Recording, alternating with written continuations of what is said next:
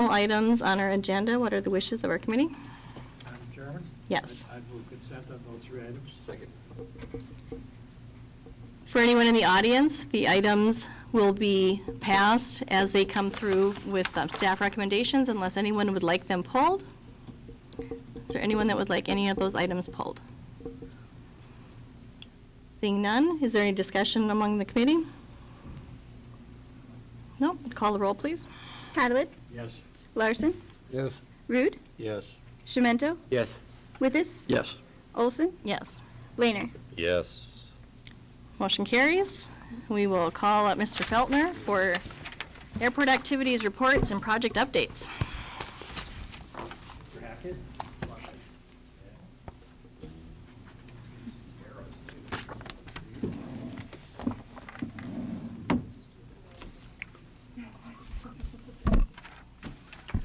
Good afternoon. Very pleased to see everybody here today and report on what was a very busy September for us, and get right into it. First of all, one of the things that you just did was to ratify the grant offer from the FAA. And just to remind everybody what that is, we did receive $986,000, which represents the 90% funding on 3 projects that we're in the process of now, which is a demo of the old terminal, replacement of a snow removal truck, and upgrading our airfield lighting to LED technology. So now that you have ratified that, we are ready to go. We'll start in with the old terminal demo project. As I mentioned, all the paperwork is done. We'll be able to issue a notice to proceed. We did have a pre-construction conference on September 21st. That went very well. As you'll recall, this has been awarded to Maine Electric and to Dig-em-Up Backhoe, and so we had representatives from those companies there and to kind of go over a construction/destruction schedule for the terminal. We will begin in earnest on Monday. Kind of the first thing that's going to happen with that is a installation of a temporary security fence so that we can fence off the construction area and keep the airfield secure. Once that's in place, we will begin with the demolition. It is scheduled to be 4 weeks long, and we hope to close out the project by the 1st of December. Mr. Lehner. If I may, does all of that, excuse me, as it's demolished, is that going to end up in our landfill? Is that where it's all going, I assume? No, I don't believe so. I think there was a stipulation in there that it Goes someplace else? that it goes someplace else, but I will check and verify that. Okay.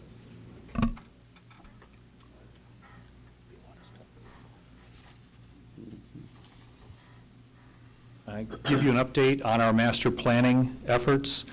Since the last meeting, we had small group meetings with airport users, interested parties from the airport to discuss and further look at some of the recommendations that have been narrowed down in terms of different parts of the airport. So we had 3 different meetings. We started with the parking folks and the rental car folks. Got some feedback from them on things that they liked and things that they didn't like and some suggestions that they had. And then after that, we met with the general aviation community and talked about their interest in the same vein.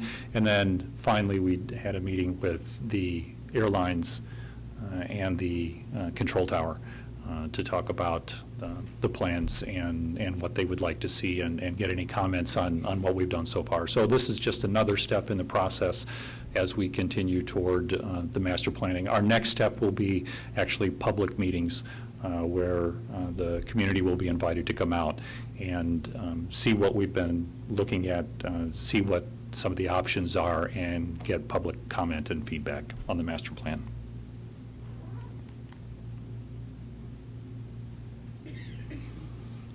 Last month I told you that one of our runways would be closed for approximately 4 weeks, and indeed it was. The PAPI project, which was an FAA project, not a city or airport project, was done and completed on schedule 22nd December. So that runway is back open and operational. Starting to look at the numbers for enplanements year-to-date, you'll see that the green line represents 2016, and our enplanement numbers continue to be steady and rise throughout the summer. So we have not really seen any further declines from what we had in 2015. So I think it was good to see that we had a relatively stable July and August, and September has looked very good as well. So we'll see what those numbers look like in a couple of weeks. I included this slide this time. This is provided by a report that the North Dakota Aeronautics Commission does, and this compares North Dakota airports in terms of passenger traffic for year-over-year 2015, 2016. And you'll see that when you look at the larger airports, Bismarck's traffic was up 3.99%, and that was really the only big airport that had a gain. Fargo down 12.6, Grand Forks down 15.4. Jamestown, that 51% is 300 passengers, so we'll kind of take that one out of there. Minot down 2.98% year over year. Statewide, the traffic is down 10.10% year over year. Load factor, this continues to be a good news story. Our march northward for this summer continues. Our load factor is right at 85%, which is very good. As you've heard me explain before, this has a lot to do with the size of the aircraft and the number and the frequency of trips. So just because you have a high load factor, that might mean because, airplanes have been downsized or a trip has been taken out. But what makes this important is that at an 85% load factor, carriers are very pleased with what's going on in terms of the number of passengers. They don't have a lot of empty seats. When they see empty seats, when we're down in the low 70s, low to mid 70s, that's when there's some room for concern. But at 85%, that's a very good number for us. Rental car activity also continues to improve throughout the year. You'll see that in May we started some increases, and on the green line for 2016 we have continued to see some good numbers there. So we are right now right where we were in 2015. So the downward trend has quit and the upward trend has begun. And this is important because in a lot of cases, the rental car activity represents corporate travel. And most of the people that are renting cars are here in town doing business or someplace in the state and choosing to come to Minot and to rent a car here. For Oakwells, our concession activity, the green line is 2016, so that is a very good trend that we see there. The purple line, as I've explained before, is our minimum annual guarantee, so we get paid at the purple line no matter what, but it's always nice to see revenues above our minimum annual guarantee. It means that not only is the revenue there for us, it also means that Oakwells is operating comfortably as well, and we want our business partners to be profitable and continue to thrive as well. We've got a couple new things going on with Oakwells at the Trussell Tap House. We will be having a point-of-sale machine outside of, on the non-sterile side, so customers can go and order directly and swipe their credit card, order their food, and have it delivered directly to their table out there without having to have wait staff come out to take their order and then go back in. So these e-orders will be there.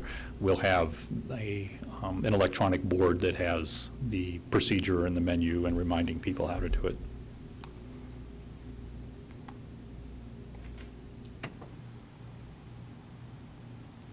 The arcade is finally open. So the week of September 13th, we had LaFleur and Sons come in and install the games. We are open for business. I have not seen any of the revenue numbers yet. We still have some signage issues to take care of to make sure that everybody knows that they're there and comes down to check it out. And again, this is a revenue positive business for the airport as we get 30% of the revenue that's spent in there.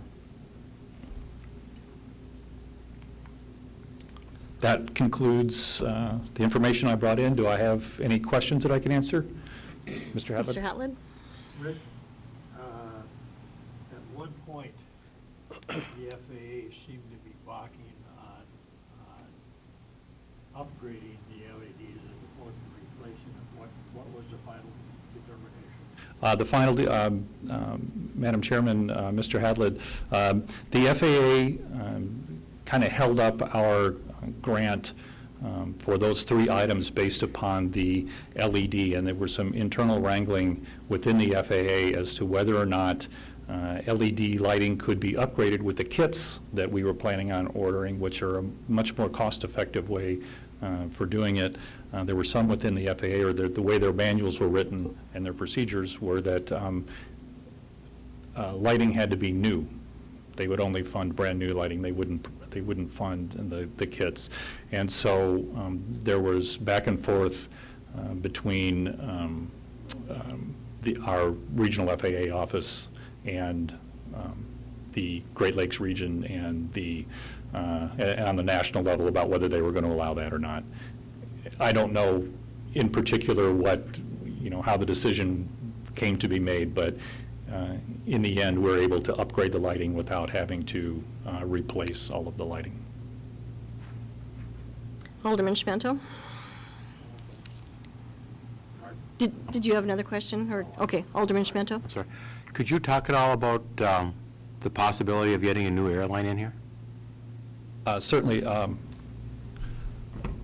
Madam Chairman, Alderman Schmento, air service development is definitely a hot topic, and when you look at some of the slides that I showed you in terms of comparisons of number of seats, that correlates to some degree with airfares.